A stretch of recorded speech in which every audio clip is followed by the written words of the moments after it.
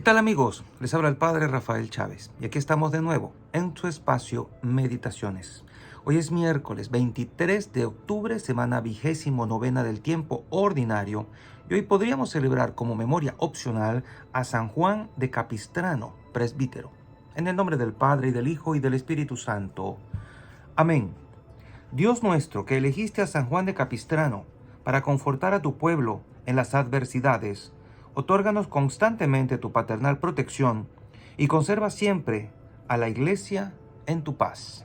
Por nuestro Señor Jesucristo, tu Hijo, que vive y reina contigo en la unidad del Espíritu Santo, y es Dios por los siglos de los siglos.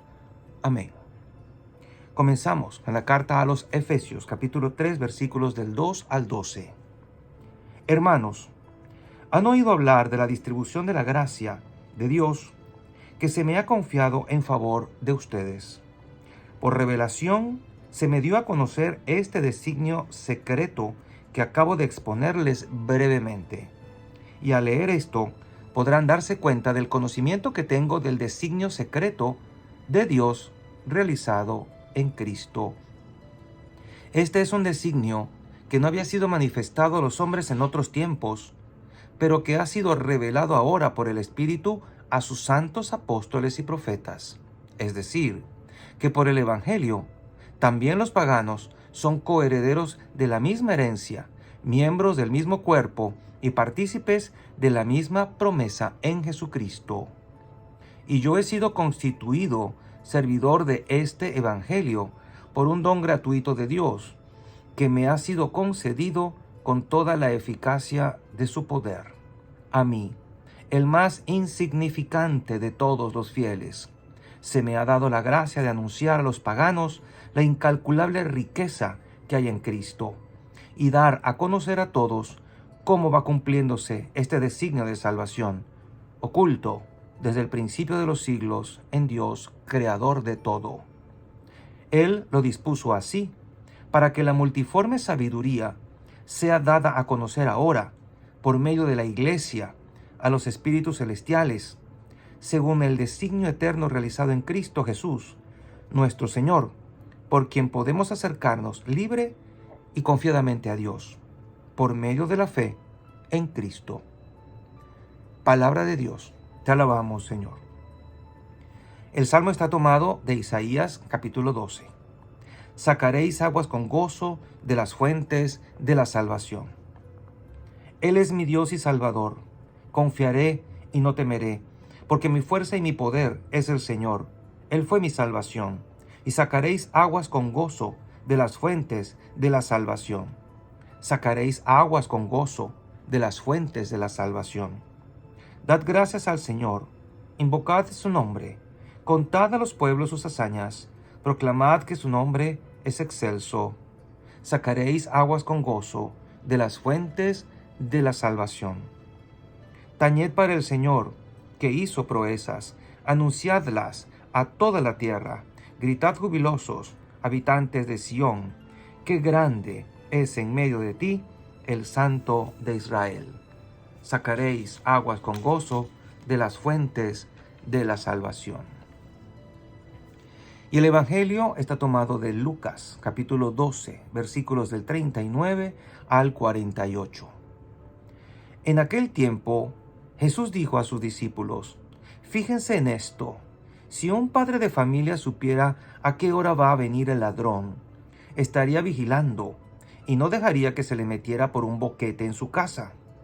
Pues también ustedes estén preparados, porque a la hora en que menos lo piensen, vendrá el Hijo del Hombre. Entonces Pedro le preguntó a Jesús: ¿dices esta parábola solo por nosotros o por todos? El Señor le respondió: supongan que un administrador, puesto por su amo al frente de la servidumbre con el encargo de repartirles a su tiempo los alimentos, se porta con fidelidad y prudencia. Dichoso ese siervo si el amo, a su llegada, lo encuentra cumpliendo con su deber. Yo les aseguro que no pondrá al frente de todo lo que tiene. Pero si ese siervo piensa: mi amo tardará en llegar, y empieza a maltratar a los otros siervos y siervas, a comer, a beber y a embriagarse, el día menos pensado y a la hora más inesperada, llegará su amo y lo castigará severamente y le hará correr la misma suerte de los desleales.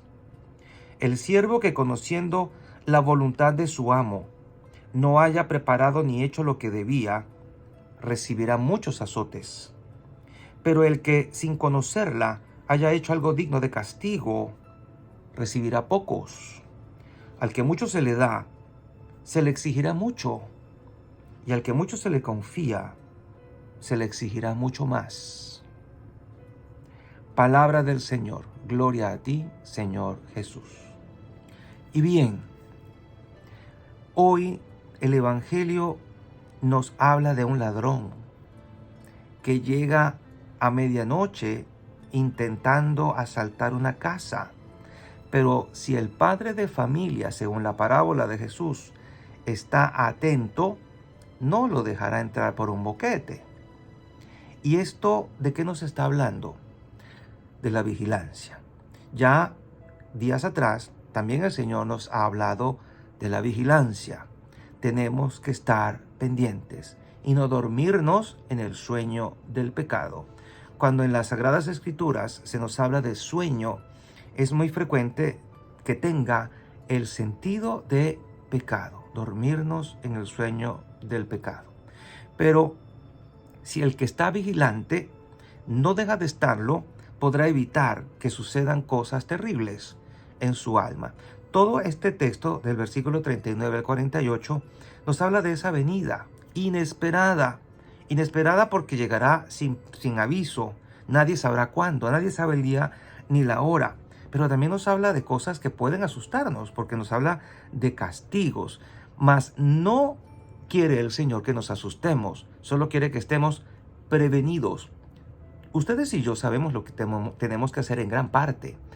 Si no somos teólogos o maestros de Sagrada Escritura, ciertamente por el catecismo de la Iglesia Católica, por toda la formación religiosa que hemos recibido, al menos de nuestros padres o abuelos, o al menos en la casa de algún familiar católico, o tal vez en misa, o lo poquito que aprendimos en el catecismo siendo chiquitos, por poco que sea, sabemos lo que a Dios le agrada y sabemos lo que a Dios no le agrada. Sabemos lo que es el pecado y las consecuencias que esto trae para nuestra vida. Sabemos lo que tenemos que evitar y aún así lo seguimos haciendo. Entonces, cada quien realmente sabe en su corazón lo que tiene que hacer para agradar a Dios y lo que tiene que hacer para ir al cielo. Mas, sin embargo, no lo está haciendo. Se duerme en el sueño del pecado, en la negligencia, en eso que se llama desde antiguo asedía, pereza espiritual, desidia. Y es lo que el Señor quiere evitarnos, que caigamos en eso. Fíjense que este texto está como que dividido en tres partes. Primero dice la parábola, luego viene la pregunta de Pedro y luego viene la otra respuesta cuando el Señor habla de un administrador. Para recordarnos que nuestra vida no es nuestra. Estamos administrando un bien que le pertenece a Dios, que es la vida. Por eso nadie tiene el derecho de quitarse la vida, ni quitársela a otro, porque la vida no nos pertenece. El dueño de nuestras vidas es el Señor, desde el primer instante de la concepción hasta el último suspiro que demos de muerte natural. Entonces, cuando dice el Señor, un administrador puesto por su amo al frente de la servidumbre para que le reparta la ración a sus horas, o sea, nos da un proyecto de vida, nos da un programa que disciplinadamente debemos nosotros cumplir, sin saber ni estar esperando, por decir así, a que el Señor avise cuando tiene que llegar para que nos encuentre portándonos bien. Somos a veces como niños, ¿no? Hacemos la rubiera en la casa, pero cuando sabemos que la puerta se abre porque papá llegó o mamá llegó, nos recogemos lo que haya que recoger, nos arreglamos la cara y el pelo y aquí no ha pasado nada. Pero con Dios no podemos hacer eso. Él lo sabe todo, Él lo ve todo. Entonces, esta segunda parte es muy interesante porque pone como comparación al siervo fiel que estuvo haciendo las cosas siempre bien y que recibirá el premio. Como dice aquí, yo les aseguro que lo pondrá al frente de todo lo que tiene. el premio de la fidelidad es ese, ponerlo al frente de todo. Para nosotros siempre habrá un premio. Y es que Dios sabe que necesitamos motivaciones y por eso nos habla de recompensas. Pero por el otro lado, al que no le puso cuidado y al que dice, mi amo tarda, empieza a comer, a beber, a embriagarse, a tratar mal a la gente, a emborracharse, dice, el día menos pensado y a la hora más inesperada llegará su amo. Y usted dirá, esto está tratando del juicio final. Y sí, está tratando en cierta manera del juicio final. Nadie sabe cuándo será. Podrá ser mañana, podrá ser en 1000 años más o 2000 años más. No sabemos, pero podría ser. Lo otro de lo que nos está hablando es de la muerte personal, del juicio personal. Dios nos llamará a su presencia personalmente en cualquier instante. Nadie tiene asegurada la vida. Y pensemos o recordemos tal vez algún familiar nuestro muy querido, algún amigo que falleció de manera repentina y tal vez trágicamente en algún accidente. ¿Quién iba a pensar que ese día y a esa hora y de esa manera esa persona iba a perder la vida aquí? ¿Se la iba a llevar el Señor? ¿Estaría preparado? Tal vez al menos se habrá arrepentido en el último instante, porque es hora de pensar en esto. Como hemos vivido, así moriremos. Entonces no esperemos a que estemos, como quien dice, al borde de la muerte para arrepentirnos de nuestros pecados. Dios nos da chance, Dios nos da oportunidad, nos da largas, nos da tiempo para que nos arrepintamos. No seamos como este siervo que fue negligente y empezó a pensar como Dios tarda y como tengo todavía vida por delante, como soy joven y estoy saludable, vamos a vivir la vida loca. Que cada quien haga con su vida lo que quiera. Tenemos vida. No se confíen porque la muerte puede llegar en cualquier momento. Y dice el Señor que los castigará severamente y le hará correr la misma suerte de los desleales. ¿Y cuál es la suerte de los desleales? Ir a aquel lugar donde es el crujir y el rechinar de dientes, el llanto y la desesperación.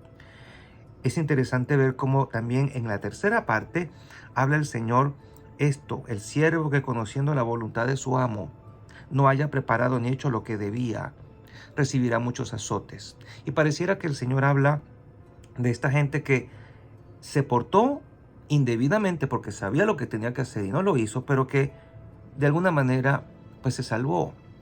Y tal vez está hablando del purgatorio. Tal vez está hablando del purgatorio. Y yo me atrevería a decir que sí, recibirá muchos azotes, porque habla como de purgar algo, pero no habla de un castigo definitivo. Recibirá muchos azotes. Pero el que sin conocerla haya hecho algo digno de castigo, recibirá pocos. Habla de muchos y pocos, pero no habla de condenación eterna. No habla de ese lugar de castigo al fuego eterno. Entonces sí parece que este es uno de los elementos que nos ayuda a entender que al cielo no vamos directamente, sino que tenemos que ser amonestados, limpiados, purificados con el sufrimiento, en definitiva, purificación, dolor, para poder entrar al cielo que Dios nos tiene preparado. Y algo que nos puede dejar intrigados, al que mucho se le da, se le exigirá mucho, y al que mucho se le confía, se le exigirá mucho más. Es por esto que los que estamos constituidos de alguna manera en autoridad, el Papa, los obispos, cardenales, los sacerdotes, nosotros, diáconos, el padre de familia, los presidentes de las naciones, los que están constituidos en autoridad, tendrán un juicio mucho más severo, porque a ellos se les confió mucho y pudieron hacer mucho bien. Entonces, cuando aspires a tener autoridad sobre alguien, piensa en cómo va a ser tu juicio al final de todo, porque va a ser muy severo. Al que mucho se le confía, se le exigirá mucho más. Tenemos a un Dios que nos da a raudales, a borbotones, pero también nos exige de acuerdo a lo que nos ha dado, porque cada quien será responsable de lo que ha recibido en esta vida y tendrá que darle cuentas a aquel que es el dueño de todo. Y la bendición de Dios Todopoderoso, Padre, Hijo y Espíritu Santo, descienda sobre cada uno de ustedes y les acompañe siempre. Y seguiremos en contacto, si Dios lo permite, a través de este canal. Chao, chao.